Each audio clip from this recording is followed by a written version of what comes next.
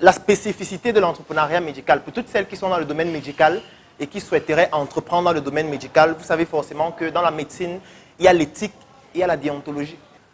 Pour pouvoir respecter l'éthique et la déontologie médicale, il y a de nouvelles techniques marketing qu'il faut utiliser. C'est pour ça que vous n'allez jamais voir le spot publicitaire d'une clinique à la télévision ou d'un hôpital. C'est parce que c'est interdit en réalité. Mais le problème qui se pose, c'est quoi? C'est que les gens ne font pas la différence entre le marketing et quoi? Et la publicité. Parce qu'on peut faire le marketing, mais la publicité, non. Alors, je vais vous prendre un exemple de marketing. Il y a une émission sur TF1 qui s'appelle Baby Boom. C'est une émission où on suit les femmes qui sont enceintes, on vous montre comment elles accouchent, on s'occupe du bébé, elles sont à l'hôpital, etc. En fait, c'est du marketing hospitalier. C'est du marketing pur et simple. Vous avez déjà vu dans cette émission quelqu'un mourir? Vous connaissez un hôpital où on ne meurt pas? C'est le marketing. Ça veut dire quoi? On sélectionne les aspects positifs de l'hôpital, on vous montre comment l'hôpital est professionnel, et tout ce qui se passe, c'est quoi? C'est que lorsque vous seriez enceinte, vous allez seulement vouloir aller dans cet hôpital où vous faire accoucher. C'est comme ça. Je vais vous prendre un autre exemple.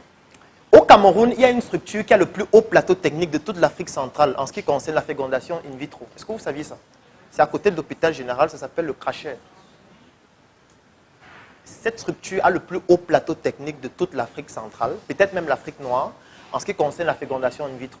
Il y a des femmes de 65 ans là-bas qui accouchent tous les jours. Mais le problème qui se pose, c'est quoi? C'est qu'il n'y a pas de marketing hospitalier sur cette structure-là. Ce qui fait que dans notre pays, lorsqu'on parle d'un hôpital, c'est uniquement lorsqu'il y a un scandale. Quand vous allez suivre sur Facebook, hôpital central, vous savez seulement comment dire que les bébés sont morts, il y a ceci, il n'y a pas la couverture, machin.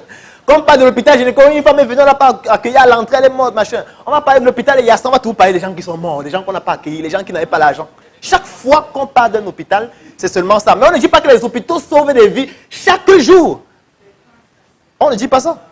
Pourquoi? C'est parce que les hôpitaux n'ont pas intégré le fait que nous sommes dans une nouvelle ère où la communication maintenant est beaucoup plus dynamique, notamment à travers Internet et les réseaux sociaux. Donc, il faut pouvoir faire du marketing hospitalier. De telle sorte que même lorsqu'on suit un scandale, on se dit que non, il sauve quand même beaucoup de vies. On a vu. Le scandale, ça peut arriver. Donc, quand je parle de cela dans ce livre-là pour pouvoir montrer les stratégies marketing qu'on peut utiliser dans le domaine médical qui respectent l'éthique et la déontologie.